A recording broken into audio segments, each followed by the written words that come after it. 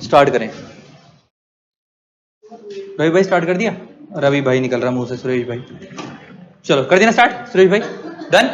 चलो स्टार्ट करें भाई जनरल मीटिंग्स। नेक्स्ट चैप्टर हमारा। इस चैप्टर की अगर मैं तुम्हारे से बात करूं तो पहले तो पेपर में लिखो कि ये चैप्टर ऐसा कोई नहीं है कि किसी अटेम्प्ट पे 10 नंबर से नीचे आ जाए।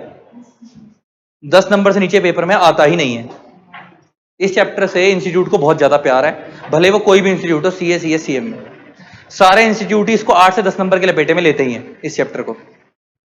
और ज्यादा प्यार आ गया तो हो सकता है ज्यादा का भी आ जाए, लेकिन 10 तक की तो श्योरिटी होती है। 8 से 10 नंबर की श्योरिटी चैप्टर में से होती है। ये पूरा अभी तक तुमने जितना कंप्लीट पढ़ा ना सबकी बेस यही है। और सबसे लास्ट में मैं इसको तुम्हारे को क्यों करवा रहा हूं, क्योंकि मेरा एक मानना ये है कि जितना इसका लिंक आता था जगह जगह, जो तुम लोग पढ़ते हो कि कंप्लीट लॉ में ऑर्डिनरी रेजोल्यूशन पास होता है, स्पेशल रेजोल्यूशन पास होता है, वो सब इस चैप्टर ने बात करी है कि कब कब पास होता है, मीटिंग होती है कैसे होती है, कब बुलानी है, मीटिंग का नोटिस 21 दिन पहले देना होता है, वो सब इस चैप्टर में बात हुई है। तो इस चैप्टर का जिक्र मैंने तुम्हारे को हर जगह करा है, लेकिन ये चैप्टर अभी तक हमने स्टार्ट नहीं। एजीएम होती है, ईजीएम होती है, वो सब भी इसी चैप्टर बताया हुआ है। मतलब तुमको इस चैप्टर को पढ़ने से पहले इस चैप्टर के बारे में बहुत कुछ पता है। पहली एजीएम फाइनेंशियल क्लोज होने के 9 महीने में होती है, आगे वाली सारी एजीएम फाइनेंशियल क्लोज होने के 6 महीने में होती है, वो सब तुम्हारे को पहले से पता है। लेकिन मैं अभी आज इसको मैं वापस जीरो से स्टार्ट करूंगा। उसकी बहुत बड़ा रीजन है कि तुम्हारे को बहुत सारी चीजें इसके बीच बीच में नहीं पता, तुम्हें मोटी मोटी बातें पता है। अब जैसे तुम्हारे को मैंने ये तो बता दी थी कि पहली एजीएम 9 महीने में होती है, अगली वाली 6 महीने में होती है। मैंने तुम्हारे को ये कभी नहीं बताया कि 2 एजीएम के बीच में मैक्सिमम गैप 15 महीने का हो सकता है। नहीं बताई नहीं बातें कभी कभी। तो आज बहुत सारी चीजें ऐसी सीखने को मिलेंगी जो पहले कभी नहीं बताई, क्योंकि उस टाइम पे उनकी रेलेवेंस नहीं थी। आज इनकी रेलेवेंस है, तो अब सब 1 बाय 1 चीजें स्टार्ट करेंगे। इसको जीरो से समझेंगे कि हमें एजीएम एजीएम नहीं पता, इसको ऐसे समझेंगे कि एजीएम क्या होती है, ईजीएम क्या होती है, जीरो से स्टार्ट करेंगे इस चैप्टर को। कि नए लेवल से स्टार्ट कर रहे हैं तो मैं कोई भी प्रिजम्पशन नहीं लूंगा कि पहले तुम्हें क्या आता है क्या नहीं आता, 21 दिन क्या होते हैं, सब वगैरह। 21 क्लियर डेज वाली बात भी हमने सुनी थी, वो क्लियर डेज वाली बात भी इसने बोली हुई है। अभी देखते हैं, आज सब भूल जाओ। अब हम जीरो से स्टार्ट कर रहे हैं। General meetings. जनरल मीटिंग्स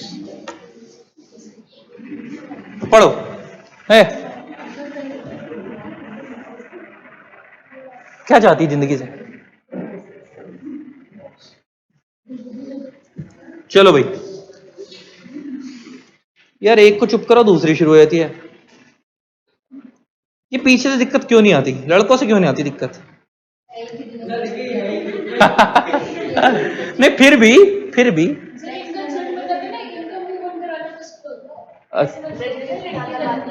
लड़कियां ही बोलती हैं। अच्छा कूल, चलो अच्छा चलो जनरल मीटिंग। ये बैटरी देख कितनी हंसी है। और जनरल मीटिंग्स। अच्छा हाँ भाई, अच्छा बताओ, जनरल मीटिंग शब्द स्टार्ट करने से पहले एक शब्द है मीटिंग। पहले मेरे को ये बताओ कि मीटिंग हम किसको बोलते हैं?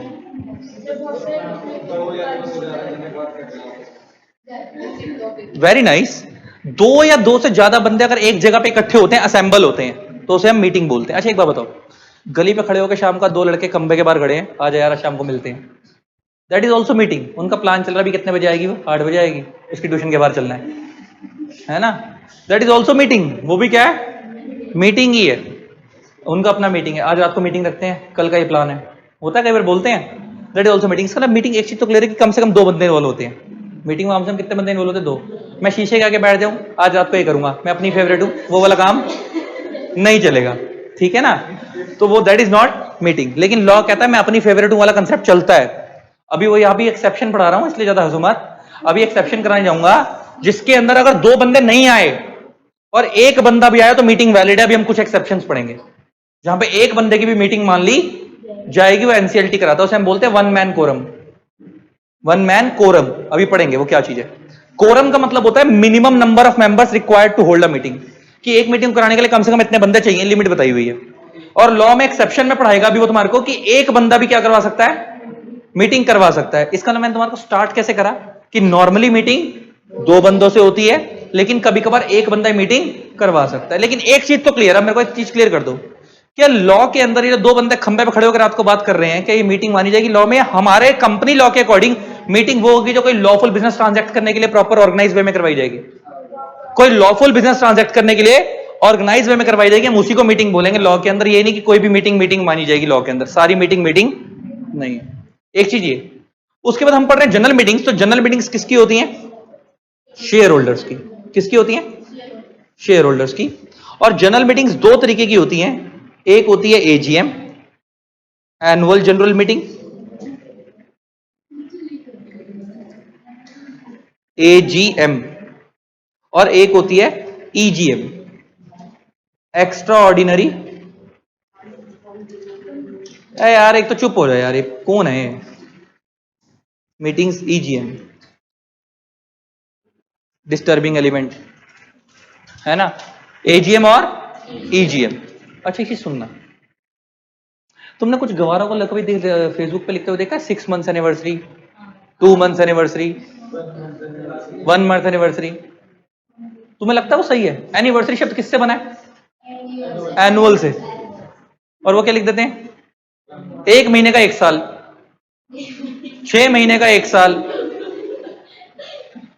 वो गलत है, वो लॉजिकली गलत होता है। ये अपनी बनाई हुई भाषा है ना। प्यार है, प्यार है, प्यार है, वो कुछ भी होता है। एनिवर्सरी शब्द बनाई किससे था? एनुअल से। अच्छा अब एक चीज समझो यहां पे, एनुअल जनरल मीटिंग। तो एक चीज तो क्लियर है कि एनुअल मतलब साल में एक बार होती होगी। तो एजीएम वो मीटिंग है जो साल में एक बार होती है। और इस मीटिंग को करवाने का मेन पर्पस क्या होता है? कंपनी की इस टाइम पे क्या फाइनेंशियल पोजीशन चल रही है, किसको बताना? शेयर होल्डर्स को बताना। क्या शेयर होल्डर ऐसे होते हैं जो कंपनी के अंदर पैसा लगाकर छोड़ देते हैं? अच्छा अगर आप कंपनी के शेयर होल्डर प्लस डायरेक्टर हो, लाइक अंबानी वगैरह, वो तो डिफरेंट थिंग है कि उनको कंपनी की डे टू डे फंक्शनिंग पता है, कंपनी में क्या हो रहा है। लेकिन क्या जो तुम्हारे मेरे जैसे लोग हैं, हमने अलग अलग कंपनी में इन्वेस्ट कर रखा है, क्या हम लोग रोज कंपनी में जा रहे हैं? लेकिन हमारे को हमारे पैसे के हालात पता होने चाहिए क्या है। अच्छा हमने जो पैसा इन्वेस्ट करा उसके ऊपर रिटर्न मिलनी चाहिए हमारे को। तो वो हमारे को रिटर्न कितने मिलेगी? That is dividend. वो भी कहां डिक्लेयर होता है? एजीएम में। हमारे को कंपनी की इस टाइम पे फाइनेंशियल पोजीशन क्या चल रही है, हमारे आगे अकाउंट्स का पेश कहां किए जाते हैं? एजीएम में। कंपनी फ्यूचर में क्या डिसीजन लेना चाहती है, उनके फ्यूचर प्लान्स क्या है, वो सब भी कहां बताए जाते हैं? एजीएम में। ये एजीएम का काम होता है। ये सब इसका ना कह सकते हो ये मेन मीटिंग है, सारा काम इसी के ऊपर होता है। अच्छा ये साल में एक ही बार होती है, और एक कब होती है? फाइनेंशियल क्लोज होने के 6 महीने में। जनरली 6 महीने में, पहली 9 महीने में होती है, अदरवाइज फाइनेंशियल क्लोज होने के 6 महीने में फर्स्ट एजीएम होती है, सॉरी एजीएम होती है। फर्स्ट तो कब होती है? फाइनेंशियल क्लोज होने के 9 महीने में। अच्छा इसका एक बात बताओ, एजीएम के अंदर फाइनेंशियल क्लोज होने के 6 महीने में होती है, तुमने जो डिसीजन लेने ले लो। अब तुमने डिसीजन ले लिए जो भी लेने थे, एजीएम कन्वीन हो चुकी है, अगले महीने हमारे को कोई काम पड़ गया और हमारे को शेयर होल्डर की फिर से मीटिंग बुलवानी है। अब उसे हम क्या बोलेंगे? EGM, extra ordinary general meeting. मान लो कंपनी का मूड हो गया कि नाम चेंज कर रहे हैं। क्या नाम चेंज करने के लिए कंपनी को स्पेशल रेजोल्यूशन पास करवाना पड़ता है? और स्पेशल रेजोल्यूशन कौन पास करेंगे? शेयर होल्डर पास करेंगे। तो क्या शेयर होल्डर को बुलवाने के लिए फिर से मीटिंग बुलवानी पड़ेगी? अब एजीएम हो चुकी है, अगले महीने फिर मीटिंग बुलवा रहे शेयर होल्डर की, तो हम क्या बोलेंगे? ईजीएम। तो याद रखो जो भी एजीएम नहीं है वो सब क्या है? ईजीएम। तो अगर एक साल में शेयर होल्डर्स की 10 बार मीटिंग हो रही है, तो उसमें से एजीएम एक ही होगी, बाकी बची हुई सारी 9 मीटिंग क्या कहलाएंगी? एक्स्ट्रा ऑर्डिनरी जनरल मीटिंग कहलाएंगी। इसीलिए इसको, क्योंकि ये हर बार बुलवाई जाती है इमरजेंसी में, तो these are also known as emergency meetings. तो इसके ऊपर लिख लो, these are also known as emergency meetings. Emergency meeting बोल लो, बात खत्म है। These are also known as emergency meetings. क्या ये इमरजेंसी में बुलाई जाती है, इसलिए हम इसे क्या बोलते हैं? Emergency meetings. और लिख भी लेना, any meeting other than AGM, sorry any general meeting, यहां पे लिखो any general meeting, any general meeting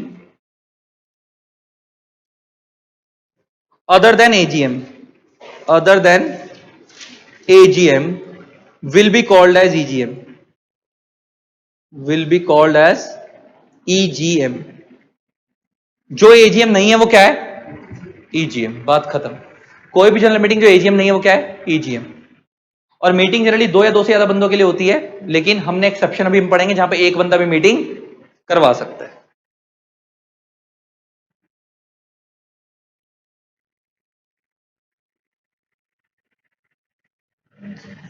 ठीक है जी। अब पढ़ते हैं आगे। अब इसमें कुछ लीगल फ्रेमवर्क की बात कर लेते हैं और कुछ सेक्शंस की बात कर लेते हैं कि इसमें कौन कौन से सेक्शन आप लोगों को पढ़ने हैं।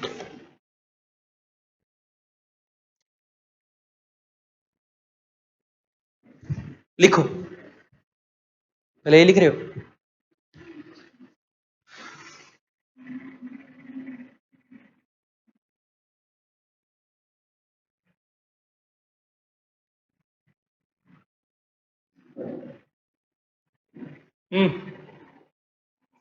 लिख लिया। अब एक चीज समझना, इसमें सेक्शंस कितने पढ़ने वाले हो? यहां पे आप सेक्शन पढ़ोगे इस चैप्टर के अंदर, सेक्शन 96 से लेकर 122 तक। कितने पढ़ने हैं? 96 से लेकर 122 तक इस चैप्टर में सेक्शंस पढ़ने हैं, जिसमें ना मैं तुम्हारे को एक चीज करवाने जा रहा हूं, कौन कौन से सेक्शन किस किस में डील करते हैं, पहले वो लिख लेते हैं, फिर मैं और क्लैरिटी डालूंगा। लिखो, यहां पे लिखवा रहा हूं, लिखो 2 टाइप्स ऑफ जनरल मीटिंग्स। अभी ऊपर लिखवाया वैसे मैंने तुम्हारे को, 2 टाइप्स ऑफ जनरल मीटिंग्स। एक हो गई एजीएम और एक हो गई ईजीएम। एजीएम किस कंपनी को करवाना होता है? All companies. अच्छा, ऑल कंपनीज को जब मैं बोल रहा हूं तो ऑल कंपनी में एक्सेप्ट ओपीसी। क्या ओपीसी को जनरल मीटिंग करवानी होती है? 1% कंपनी को जनरल मीटिंग करानी होती है? नहीं, वहां पे तो एक ही शेयर होल्डर होता है, तो वो तो मैं अपनी फेवरेट हूं वाली बात है, तो वहां पे कोई बाकी शेयर होल्डर को लेन देन नहीं है, तो ओपीसी को तो नहीं करानी होती, लेकिन बाकी जितनी बची हुई कंपनियां, प्राइवेट हो, पब्लिक हो, स्मॉल कंपनी हो, सबको क्या एजीएम करवानी है?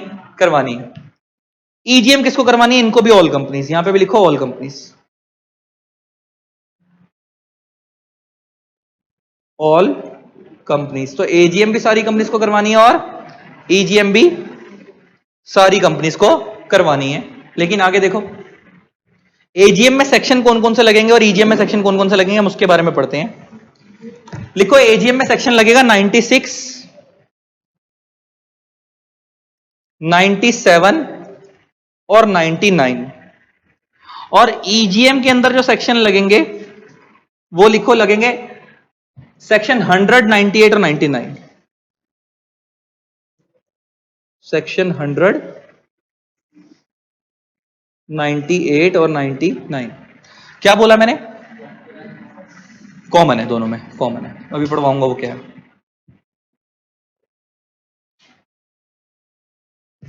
हाँ भाई, क्या क्या पढ़ा हमने?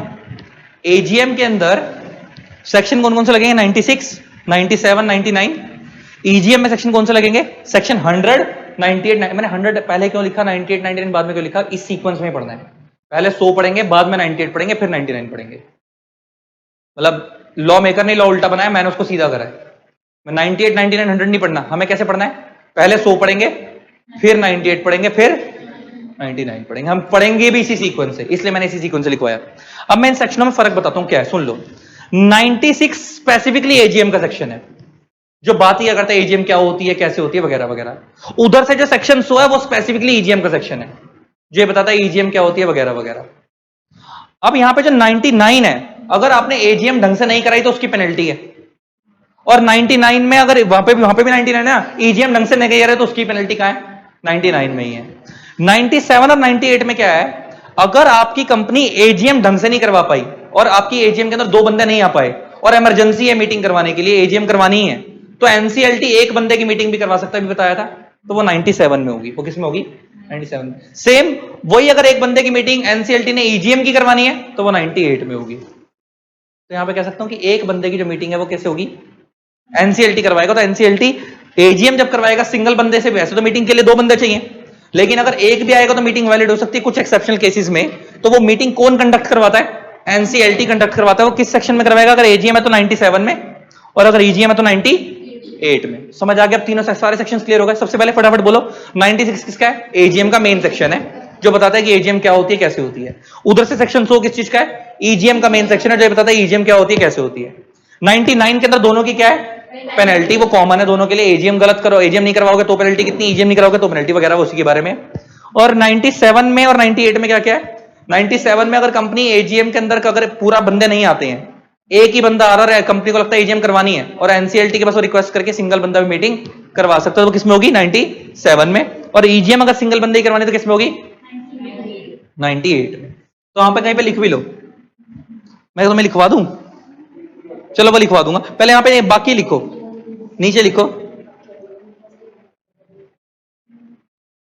नीचे लिखो सेक्शन 101 से लेकर, नोट डालो, सेक्शन 101 से लेकर सेक्शन 121 तक।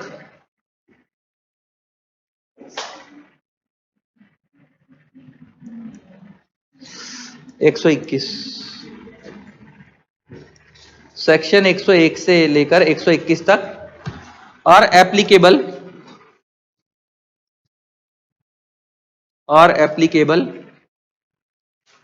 To both types of general meetings, types of general meetings, AGM plus EGM. हाँ भाई, तो हमने क्या पढ़ा, इसके एजीएम के स्पेसिफिक सेक्शन 96, 97, 99, ईजीएम के स्पेसिफिक सेक्शन 100, 98, 99 और 101 से लेकर 121 तक दोनों के लिए कॉमन है, दोनों के लिए पैरेलल चलेंगे। 122 क्यों नहीं बोला मैंने? टोटल तो हमने कितने पढ़ने हैं? 122 से 121 तक। 122 स्पेसिफिकली ओपीसी के लिए, सिर्फ बात ही किसकी करता है वो? ओपीसी की। और ओपीसी के ऊपर बाकी प्रोविजन तो लगेंगे ही नहीं, क्योंकि ओपीसी के ना तो एजीएम होगी ना ईजीएम होगी, वहां तो अकेला शेयर होल्डर है, 100% वोट वही देगा। तो उसके लिए अलग से वो क्या करेगा, उसकी बात कहां की गई है? 122 में, तो इसलिए उसको यहां पे जिक्र नहीं करा। तो चैप्टर का फ्रेमवर्क समझ आ गया कैसे पढ़ने वाले हम, कैसे शुरुआत होगी, किन किन सेक्शन होगी। ठीक है जी, अब कुछ स्टार्ट करने जा रहे हैं।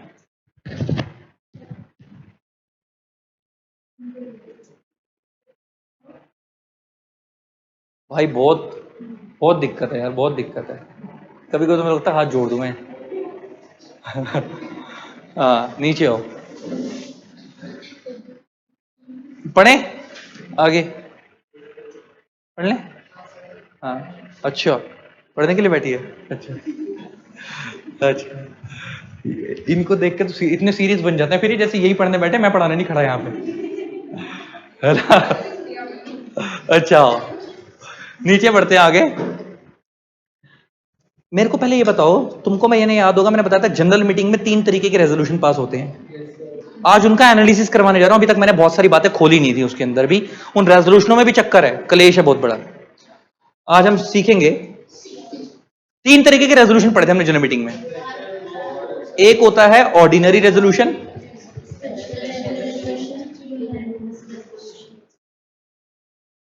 एक होता है स्पेशल रेजोल्यूशन, जनरल मीटिंग में 3 तरीके के रेजोल्यूशन पास होते हैं। एक होता है ऑर्डिनरी रेजोल्यूशन, एक होता है स्पेशल रेजोल्यूशन और एक होता है यूनानिमस रेजोल्यूशन। अच्छा, आपको याद होगा मैंने एक बात बताई थी, व्हाट इज रेजोल्यूशन, मैंने बताया था। अच्छा एक बात बताओ, कंपनी में, अच्छा घर में तुम कोई भी काम करते हो पापा मम्मी की परमिशन लेके करते हो, तो सेम कंपनी के अंदर अगर डायरेक्टर कोई भी काम करना चाहते हैं तो वो शेयर होल्डर की परमिशन लेके करेंगे, तो permission given by the share holder is called resolution. जब शेयर होल्डर डायरेक्टर्स को वो काम करने की परमिशन देते हैं, उसे हम क्या बोलते हैं? रेजोल्यूशन। और वो रेजोल्यूशन कितने तरीके के हो सकते हैं? 3 तरीके के हो सकते हैं, ordinary resolution, special resolution, unanimous resolution. अच्छा, डायरेक्टर्स को शेयर होल्डर की परमिशन क्यों लेनी है? क्योंकि कंपनी में पैसा किसका लगा है? शेयर होल्डर का। तो वो पैसे को कहां यूज करना है, किस तरीके से यूज करना है, उसकी परमिशन कौन देते हैं? शेयर होल्डर देते हैं। तो permission given by the share holder is called resolution. और वो रेजोल्यूशन कहां पास होते हैं? जनरल मीटिंग में पास हो सकते हैं। और वो जनरल मीटिंग क्या हो सकती है? वो एजीएम भी हो सकती है और ईजीएम भी हो सकती है, उससे हमें फर्क नहीं पड़ता। वो जनरल मीटिंग एजीएम ईजीएम दोनों में से कोई भी हो सकती है। ये तीनों ही रेजोल्यूशन दोनों जगह पास हो सकते हैं, एजीएम में भी और ईजीएम में भी। और ये 3 रेजोल्यूशन क्या क्या थे अभी हम बात करते हैं। ये कितने पे पास होता है? अच्छा, इसको हम शॉर्ट में ओआर बोलते हैं, इसको हम शॉर्ट में ओआर बोलते हैं, इसको हम शॉर्ट में एसआर बोलते हैं, और ये तो यूनानिमस के यूनानिमस ही है। अब ये हमने पढ़ा था कि ये कितने पे पास होता है? मोर देन 50% पे, 50% पे नहीं, एग्जैक्ट 50 कवर नहीं है, मोर देन 50% पे। ये कितने पे पास होता है? 75% और मोर पे। और ये कितने पे पास होता है? 100%। ये कितने पे पास होता है? 100% पे। मैं पहले ही बोल रहा हूं कि तुम्हें बहुत सारी चीजें आती हैं, लेकिन स्टिल मैं नील प्रिज्यूम करके चल रहा हूं वापस से, क्योंकि बहुत सारी चीजें ऐड ऑन करनी है जिसमें। ये बात समझ आई? तो 3 तरीके के रेजोल्यूशन पास होते हैं, ओआर, एसआर और यूनानिमस। ओआर कितने पास होता है? More than 50। एसआर कितने पास होता है? 75 और मोर। यूनानिमस कितने पास होता है? 100% पे। अब जरा समझो, मान लो एक कंपनी है एक्स लिमिटेड, इसके अंदर 100 शेयर होल्डर्स है टोटल में, 1000 बना लेते हैं, थोड़ा सा क्लैरिटी ज्यादा रहेगी। मान लो एक कंपनी एक्स लिमिटेड, इसमें 1000 शेयर होल्डर हैं, और मान लो 1000 के 1000 मीटिंग में प्रेजेंट भी हो रहे हैं, मीटिंग में प्रेजेंट हो गए, जनरल मीटिंग में प्रेजेंट हो गए, तो अगर मान लो इस कंपनी को ओआर पास करवाना है, तो ओआर पास करवाने का मतलब है वो कितने पे पास होता है, मोर देन 50 पे। तो इस 1000 में से 501 और मोर लोग अगर एग्री कर जाएंगे, मान लो कंपनी को एक पर्टिकुलर काम करवाना है, मान लो कंपनी को अपना नाम जो है वो, मान लो कंपनी को अपना कैपिटल क्लॉज चेंज करना है, कैपिटल क्लॉज में कैपिटल इंक्रीज करनी है अपनी, तो आपको पता है आपने उसके लिए पढ़ा था कैपिटल क्लॉज इंक्रीज करने के लिए ओआर पास होता है। तो ओआर पास कराने का मतलब क्या, मोर देन 50% पे पास होगा। तो अगर 1000 के 1000 लोग मीटिंग में आ गए, तो उसमें मोर देन 50 का मतलब अगर 501 और मोर लोग एग्री कर जाएंगे तो ओआर पास हो जाएगा। 501 और मोर लोग एग्री कर जाएंगे तो क्या पास हो जाएगा, ओआर पास हो जाएगा, क्योंकि कितने पे पास होता है, मोर देन 50% पे। ठीक है, अगर मान लो किसी कंपनी को क्या पास करवाना है, स्पेशल रेजोल्यूशन पास करवाना है, एसआर पास करवाना है, तो वो कितने पे पास होता है, 75% पे। तो अगर इस 1000 में से 750 और मोर लोग एग्री कर जाएंगे तो क्या पास हो जाएगा, एसआर पास हो जाएगा, क्योंकि ये कितने पे पास होता है, 75% और मोर पे। समझने वाली चीज ये है कि ओआर के केस में एग्जैक्ट 50 कवर नहीं है, मोर देन 50 कवर है, लेकिन एसआर के केस में एग्जैक्ट 75 भी कवर है और मोर देन 75 भी कवर है ना। और तीसरी कैटेगरी आती है यूनानिमस रेजोल्यूशन। अगर आपको यूनानिमस रेजोल्यूशन पास करवाना है तो 1000 के 1000 लोग ही एग्री करने चाहिए, 1000 के 1000 एग्री करने चाहिए, एक भी एग्री नहीं करा तो फेल हो जाएगा, 100% पास। तो सोचो, मान लो 1000 लोग थे, 999 एग्री हो गए, एक से एक कह रहा मैं नहीं मान रहा, जाओ, तो फेल हो गया। वो कहेगा क्यों नहीं मान रहा, कहेगा मेरी मर्जी, नहीं मानना मैं नहीं मान रहा, क्या यूनानिमस फेल। क्या तुम्हें नहीं लगता इंडिया में ऐसे बहुत सारे लोग होते होंगे उंगल करने वाले,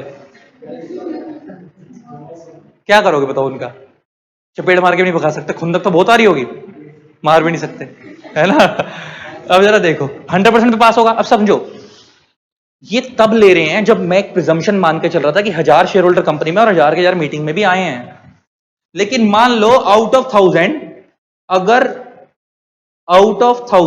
100 ही मीटिंग में प्रेजेंट होते हैं, 100 प्रेजेंट होते हैं मीटिंग में,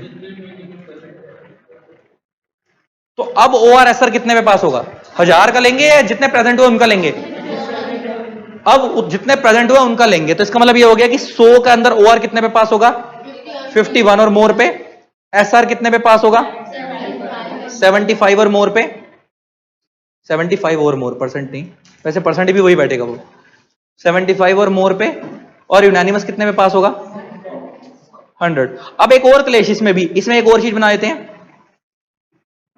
आए 100, 20 कह रहे हैं मेरा मन नहीं है वोटिंग देने का, मैं नहीं दूंगा, इसको हम बोलते हैं एब्सटेन फ्रॉम वोटिंग। क्या बोलते हैं, एब्सटेन, एब्सटेन, ABSTAINET। पेपर में क्वेश्चन आएगा तुम्हारे, इस बार आया था कि मीटिंग में 100 लोग आए, उसमें से 20 लोग एब्सटेन कर गए। एब्सटेन मींस उन्होंने वोटिंग देने को मना कर दिया कि हम वोटिंग देंगे ही नहीं। तो क्या एक्चुअल वोटिंग कंडक्ट कितने करी, 80 लोगों ने। तो अब ओआरएसआर यूनानिमस 80 के बेस पे काउंट होगा, अब 100 के बेस पे काउंट नहीं होगा। तो अब तीसरी कैटेगरी बनाते हैं, out of 100 present, out of 100 present, bracket में लिख देते हैं 20 एब्सटेन फ्रॉम वोटिंग, 20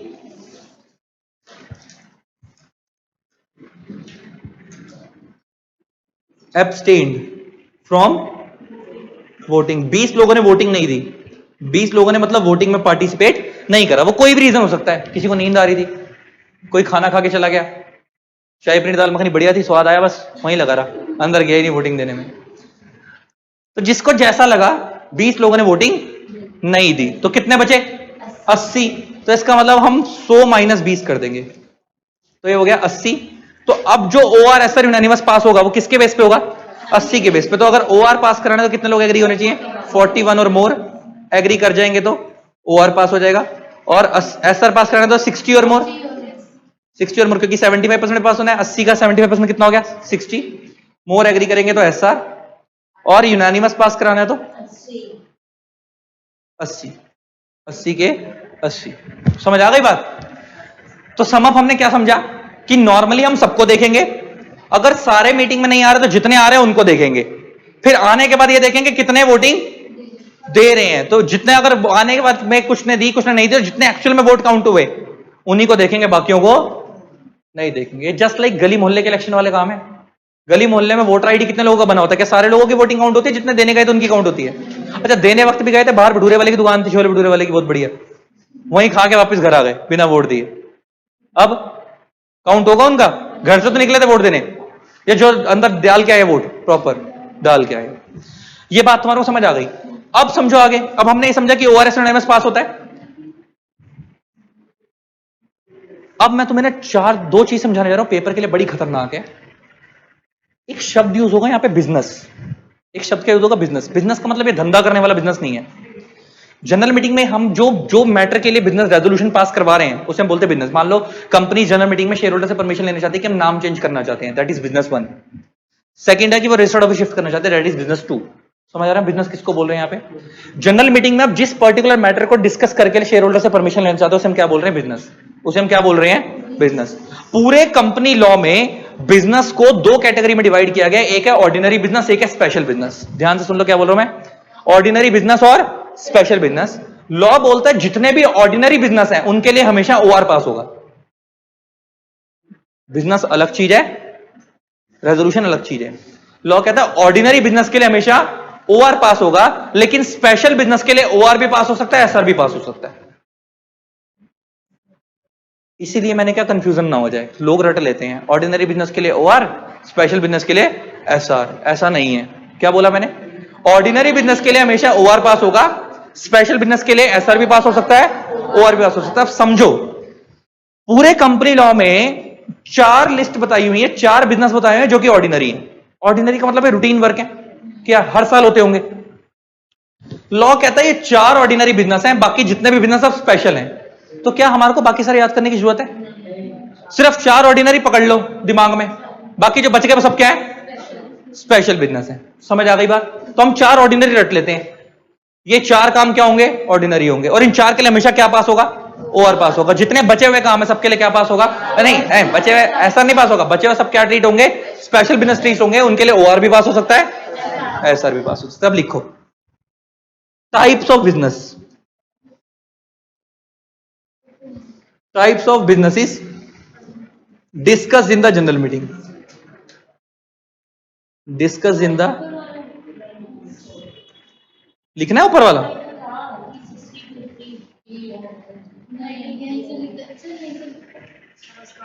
हाँ लिखो, types of business discuss in the general meeting. कितने बिजनेस हैं? चार। अब हम पढ़ते लिखो यहां पे दो दो बिजनेस। एक है ऑर्डिनरी बिजनेस, एक है, और एक है स्पेशल बिजनेस।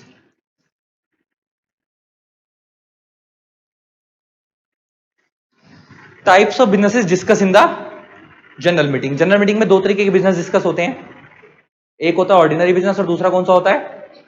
Special business. और ऑर्डिनरी बिजनेस टोटल में कितने पूरे कंपनी लॉ में? चार। अब उन चार को समझ लेते हैं वो कौन कौन से हैं, जो बच गए वो सब क्या होंगे? स्पेशल। स्टार्ट करें? चलो, पहला है adoption of annual accounts. Adoption of annual accounts. अच्छा, एनुअल अकाउंट्स के अंदर क्या क्या आता है? Balance sheet, profit and loss account, cash flow statement, CFS etcetera. ये सब क्या है? Annual accounts. तो पहला पॉइंट है एडॉप्शन ऑफ एनुअल अकाउंट्स। अभी सिर्फ लिखवा रहा हूं, समझाऊंगा बाद में इनका मतलब क्या है, अभी सिर्फ लिख लो। तो चार बिजनेस है, पहला पहला क्या है? Adoption of annual accounts. Next है declaration of dividend. Declaration of dividend, balance sheet, PNL account, cash flow statement, CFS है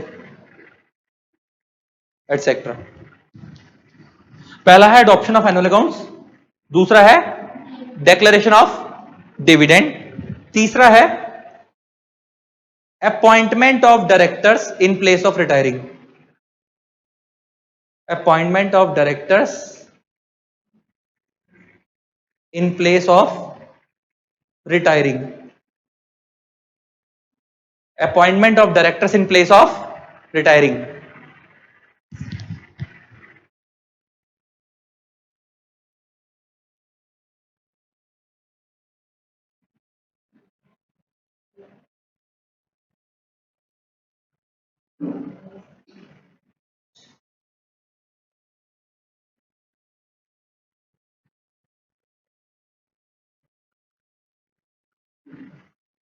है ना। और चौथा है, तीसरी कैटेगरी खत्म हो गई, अब सभी समझेंगे भी इन सबको, अभी सिर्फ लिखवा रहा हूं, अभी समझेंगे सारों का मतलब क्या है। चौथा है appointment and fixing of remuneration of auditors. Appointment and fixing of remuneration of auditors. Remuneration of auditors. तो ये चार बिजनेस हैं जो जनरल मीटिंग में डिस्कस होते हैं, इनके लिए हमेशा क्या पास होता है, ओआर पास होता है। इनके लिए हमेशा क्या पास होता है, ओआर पास होता है। और ये चार कौन से बिजनेस है, ऑर्डिनरी। अच्छा तुम सोचो, पहला क्या है, एडॉप्शन ऑफ एनुअल अकाउंट्स। आपको पता होगा एनुअल अकाउंट्स मतलब balance sheet, profit and loss, cash flow statement. Adoption का मतलब क्या समझो, एनुअल अकाउंट्स को अप्रूव करते हैं board of directors board meeting में, लेकिन उसको अडॉप्ट करते हैं शेयर होल्डर जनरल मीटिंग में। दोनों बातों में फर्क है।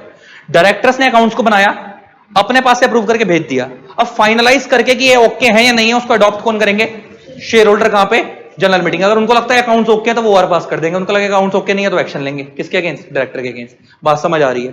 इसके अलावा मैंने क्या बोला, अकाउंट्स को बनाते शेयर होल्डर नहीं है, अकाउंट्स को अप्रूव करेंगे board of director board meeting में, अडॉप्ट करेंगे शेयर होल्डर्स जनरल मीटिंग में। से शब्द क्या है, एडॉप्शन ऑफ एनुअल अकाउंट्स। तो नीचे लिख लो कहीं पे, annual accounts, annual accounts approved by board of directors in board meeting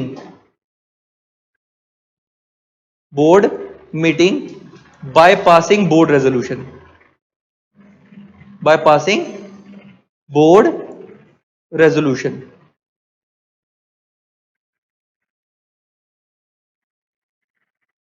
और यहां पे लिखोगे adopted by shareholders and adopted by shareholders in AGM by passing OR। Adopt करेंगे इन by passing OR, ordinary resolution. तो एनुअल अकाउंट्स को approve कौन करेंगे, board of directors board meeting में बाय पासिंग BR। और अडॉप्ट कौन करेंगे, अडॉप्ट का मतलब जिनके आगे पेश किया जाएगा, फाइनलाइज, फाइनल ओके कौन करेंगे, शेयर होल्डर्स बाय पासिंग है। डायरेक्टर्स ने बनाकर दे दिया अपने हिसाब से अप्रूव करके, हमारे हिसाब से ओके हैं। अब शेयर होल्डर को तो दिखाया जाएगा ना, पैसा किसका लगा है, शेयर होल्डर का, तो उसको दिखाया जाएगा फाइनल ओके कौन मारेगा, शेयर होल्डर। अगर फाइनल ओके ओआर पास करके मार देते हैं तो काम खत्म, अडॉप्ट होगा। नहीं मारते तो बात खत्म, फिर केस होगा, फिर बात बढ़ेगी, क्यों नहीं करा अडॉप्ट, कोई रीजनिंग होगी। तो एनुअल अकाउंट्स को अप्रूव कौन करेंगे, board of directors board meeting में अप्रूव कौन करेंगे, शेयर होल्डर जनरल मीटिंग में, ठीक है ना। अडॉप्ट कौन करेंगे वो। अब नेक्स्ट कौन सा था, डिविडेंड। अच्छा डिविडेंड में भी आपको पता है, डिविडेंड को रेकमेंड करते हैं board of director board meeting में, अप्रूव कौन करते हैं, शेयर होल्डर जनरल मीटिंग में। पढ़ी थी ना ये वाली बात भी। तो डिविडेंड के ऊपर में यहां पे लिख सकते हो, approve by board of directors, board of directors in board meeting by passing board resolution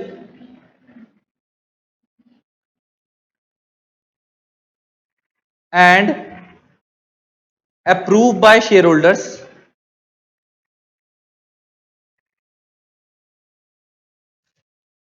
in general meeting by passing OR। यही हुआ था ना, डिविडेंड डिक्लेयर करने के लिए OR पास होता था, रेकमेंड करते थे बोर्ड ऑफ डायरेक्टर्स, अप्रूव कौन करते थे, शेयर होल्डर्स। पढ़ा था फाइनल डिविडेंड को, लेकिन इंटरिम को तो अप्रूव ही सीधा कौन कर देते हैं, बोर्ड ऑफ डायरेक्टर्स। से पढ़ चुके हो तुम लोग सब। तो डिविडेंड को, सॉरी मैंने अप्रूव गलत लिख दिया, पर वर्ड रेकमेंडेड, रेकमेंडेड यहां पे शब्द क्या आएगा, recommended by board of directors in board meeting by passing board resolution and approved by shareholders in general meeting by passing ordinary resolution। ठीक है जी।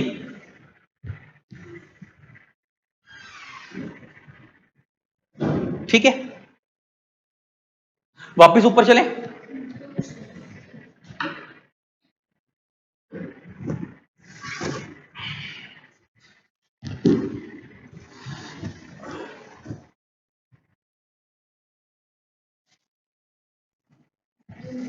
चले ऊपर, वेल्डिंग जल्दी कर।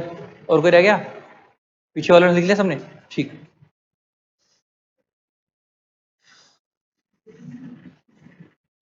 अब यहां पे लिखो, तुमने 4 ऑर्डिनरी बिजनेस है। अच्छा, इनको ऑर्डिनरी क्यों बोल रहे हैं? क्योंकि रूटीन वर्क है। अच्छा, क्या एक बात बताओ, क्या जनरली अकाउंट्स हर साल तो रखने ही पड़ते होंगे शेयर होल्डर्स के आगे? हर साल की बैलेंस शीट शेयर होल्डर के आगे रखी जाती होगी, ऑर्डिनरी वर्क है। क्या डिविडेंड हर साल डिक्लेयर किया जाता होगा जनरली? वो रेयर केस है कि अगर लॉस हुआ कंपनी नहीं दिया, लेकिन जनरली हर साल डिक्लेयर होता है। क्या appointment of director in place of retiring, क्या डायरेक्टर जाते रहते होंगे, नहीं आते रहते होंगे? ये भी रूटीन वर्क होता है आजकल। और चौथा है appointment and fixing of remuneration of auditor. कोई ऑडिटर क्या, अच्छा ऑडिटर का तो आपको पता है टेन्योर चलता है, टर्म चलती है। क्या ये रूटीन वर्क ही है, जाता रहेगा आता रहेगा, इसकी जगह उनका क्या फिक्स करना पड़ेगा? रेम्युनरेशन फिक्स करना पड़ेगा। कि रूटीन वर्क है? ये 4 बिजनेस जो आप कर रहे हो, ये सब क्या है? रूटीन वर्क है, ये ऑर्डिनरी बिजनेस है। एंड इनके लिए ऑलवेज ओआर पास होगा। मैं नीचे इसको हटा दूं, एनुअल अकाउंट्स वाले को, इसको हटा दूं ना, एनुअल अकाउंट्स वाली लाइन को। इनके लिए क्या पास होगा? इन 4 बिजनेस के लिए हमेशा ऑलवेज क्या पास होगा? ऑलवेज ओआर पास होगा। Always ordinary resolution is required.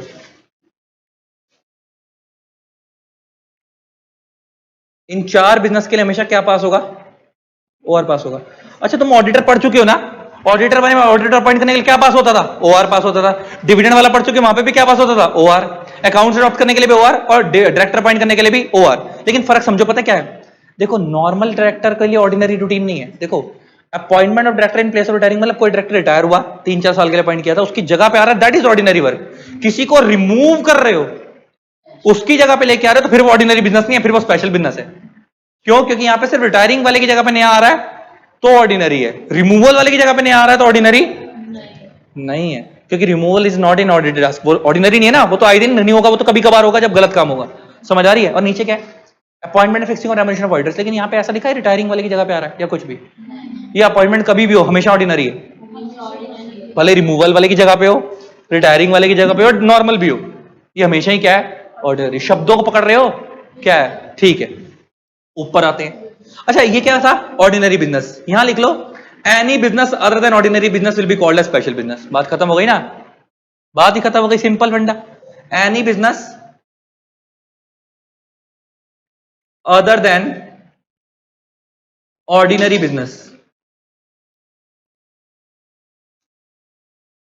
Will be called as special business. जो ऑर्डिनरी बिजनेस नहीं है तो फिर वो क्या है? स्पेशल बिजनेस है। अच्छा, एक बात बताओ, कंपनी बायबैक करना चाहती है, उसके लिए शेयर होल्डर की परमिशन लेगी? क्या इन 4 में आ रहा है? तो स्पेशल बिजनेस है। कंपनी नाम चेंज करना चाहती है अपना, क्या इन 4 में आ रहा है? स्पेशल बिजनेस है। कंपनी रजिस्टर ऑफिस शिफ्ट करना चाहती है, क्या इन 4 में आ रहा है? स्पेशल बिजनेस है। ले दे के जो इन 4 में नहीं आ रहा वो सब क्या है? स्पेशल बिजनेस है। बात खत्म। कंपनी मर्जर करना चाहती है, टेक ओवर करना चाहती है, क्या इन 4 में आ रहा है? नहीं, वो सब क्या है?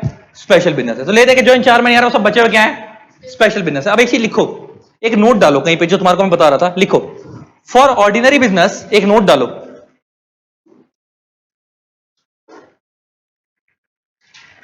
For ordinary business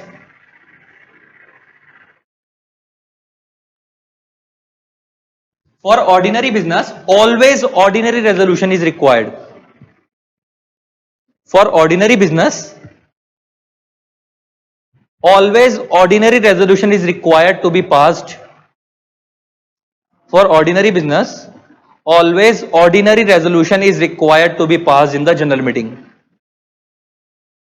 For ordinary business always ordinary resolution is required to be passed in the general meeting. But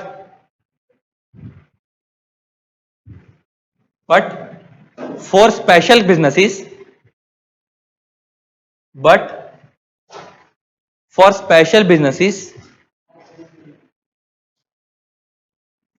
in some cases OR is required,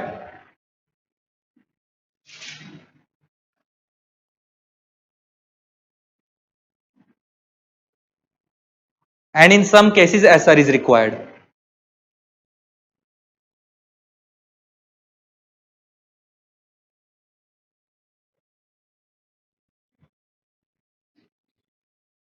Comma, it all depends upon the requirement of the section. It all depends upon the requirement of the section. Section की requirement पे depend करता है कि OR पास होगा या SR पास होगा। Example भी लिखवा रहा हूं, 2 एग्जाम्पल भी लिख लेना।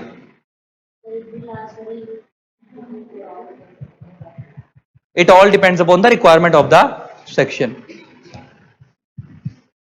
For example,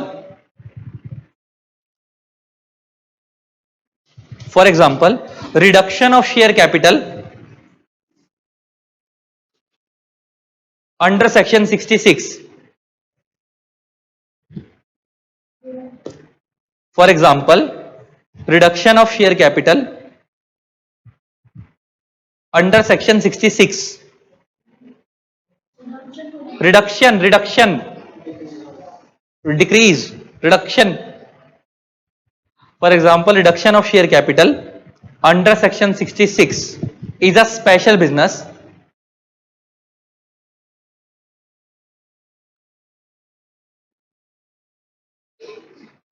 and for that special resolution is required. Reduction of share capital under section 66 is a special business and for that special resolution is, but alteration of share capital under section 61, but alteration of share capital under section 61 is also a special business. Alteration of share capital under section 61 is also a special business, क्योंकि वो इन 4 में तो आ नहीं रहा। is also a special business, but for that ordinary resolution is required. But for that ordinary resolution is required. क्या सीखने को मिला इससे कि ऑर्डिनरी बिजनेस के लिए हमेशा ओआर पास होगा, लेकिन स्पेशल बिजनेस के लिए ओआर भी पास हो सकता है, एसआर भी पास हो सकता है, जिसके मैं 2 एग्जांपल देखे। रिडक्शन ऑफ शेयर कैपिटल भी स्पेशल बिजनेस है और ऑल्टरेशन ऑफ शेयर कैपिटल भी स्पेशल बिजनेस है, क्योंकि वो इन 4 में नहीं आ रहा। लेकिन रिडक्शन ऑफ शेयर कैपिटल के लिए एसआर पास होता है और ऑल्टरेशन ऑफ शेयर कैपिटल के लिए आप लोगों ने पढ़ा था ओआर पास होता है। तो इसके लिए ऑर्डिनरी बिजनेस के लिए हमेशा ओआर पास होगा, स्पेशल बिजनेस के लिए ओआर भी पास हो सकता है और एसआर भी पास हो सकता है। पक्का? लॉक कर दे, बात समझ आ गई? आगे बढ़ो। अब नीचे लिखो voting in the meeting. Voting जो प्रोसेस होता है वो 2 तरीके से होता है मीटिंग के अंदर। आप लोगों ने पढ़ रखा है, एक होती है voting by show of hands,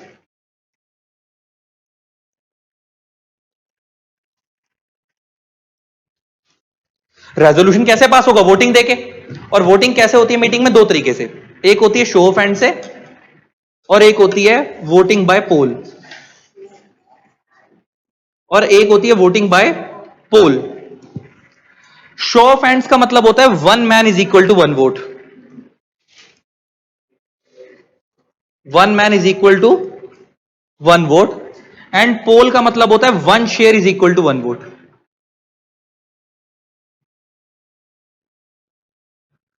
show of hands का मतलब 1 man is equal to 1 vote and poll का मतलब क्या होता है? 1 share is equal to 1 vote. अच्छा एक बात बताओ, ये जो तुम ऊपर देख रहे थे, पहले लिख लो फिर मैं आगे ऊपर लेके चलता हूं वापस। शो ऑफ हैंड्स का मतलब 1 man is equal to 1 vote, poll का मतलब क्या है? 1 share is equal to 1 vote. अच्छा एक बात बताओ, ये जो तुम ऊपर देख रहे थे, ये ऊपर की तरफ ये जो हम देख रहे हैं 100 प्रेजेंट हुए, उसमें से 51 लोगों ने वोट दिया, एसआर के लिए 75 लोगों ने वोट दिया, यूनानिमस के लिए 100 लोगों ने वोट दिया। क्या हम यहाँ पे बंदों को देख रहे थे? उनके हम ये देख रहे थे उन पे कितनी कितनी शेयर होल्डिंग, हमारे को उससे फर्क पड़ रहा था? हम पर्संस काउंट कर रहे थे कि 100% में से अगर 51 लोगों ने वोट दे दिया तो ओआर पास हो गया, 100 में से 75 लोगों ने वोट दे दिया तो एसआर पास हो गया। इसका मतलब मैं कह सकता हूं कि ये शो ऑफ हैंड्स वाली वोटिंग थी। यहां पे 1 man is equal to 1 vote था, यहां पे हमारे को शेयर होल्डिंग से कोई लेन देन नहीं होता। लेकिन अगर कुछ कंपनियां कहती हैं कि हमें शो ऑफ हैंड से वोटिंग नहीं करवानी है, हमें पोल से वोटिंग करवानी है, तो उस केस में हम लोग जो वोटिंग देखेंगे वो शेयर होल्डिंग के बेस पे देखेंगे। जो ओआर एसआर पास होगा वो शेयर होल्डिंग के बेस पे पास होगा, बंदे के हिसाब से पास नहीं होगा। एग्जांपल देके समझाता हूं। लो, पोल से वोटिंग कैसे होगी जरा कैलकुलेट करना सीख लो। मान लो एक कंपनी है एक्स लिमिटेड, ध्यान से सुनना। मान लो इस कंपनी में टोटल में 10,000 शेयर्स हैं, ठीक है। मान लो इसमें 10 शेयर होल्डर हैं, A B C D E F G 1 2 3 4 5 6 7 हो गए, HIJ, ठीक है। 10 शेयर होल्डर हैं। मान लेते हैं ए के पास इस कंपनी के 5000 शेयर्स हैं, बी के पास इस कंपनी के 3000 शेयर्स हैं, सी के पास इस कंपनी के 500 शेयर हैं, डी के पास भी इस कंपनी के 500 शेयर हैं। कितने हो गए 10,000 में से? 9,000 हो गए। अभी कितने बचे हैं? 1 2 3 4 5 6, तो 1000 बचे हैं। तो इनको कुछ कर देते हैं, रुक जा, 250 इनको दे देते हैं, 250 इसको दे देते हैं,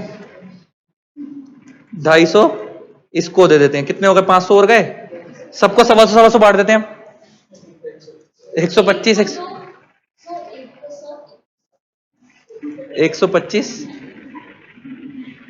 125 और 125। अच्छा, अगर सोचो, अगर इस कंपनी में voting by show of hands होती और मान लो कंपनी को एसआर पास करवाना होता तो 75% पे वोटिंग होती है, तो 10 का 75% कितना हो गया? 7.5। अब आधे बंदे गर्दन तो काटोगे नहीं, मुंडी तो काटोगे नहीं, है ना? तो बंदा तो पूरा ही लेना पड़ेगा। तो कितने लोगे? 8। कितने लोगे? 8। तो एसआर कितने पे पास होगा? 8 पे। तो A B C D E F G H यहां तक पे 8 पास हो गए। 8 लोग अगर अप्रूव कर देंगे तो क्या पास हो जाएगा? एसआर पास हो जाएगा। अगर कंपनी में वोटिंग कैसे हो रही है? बाय शो ऑफ हैंड्स, तो बंदे गिनेंगे।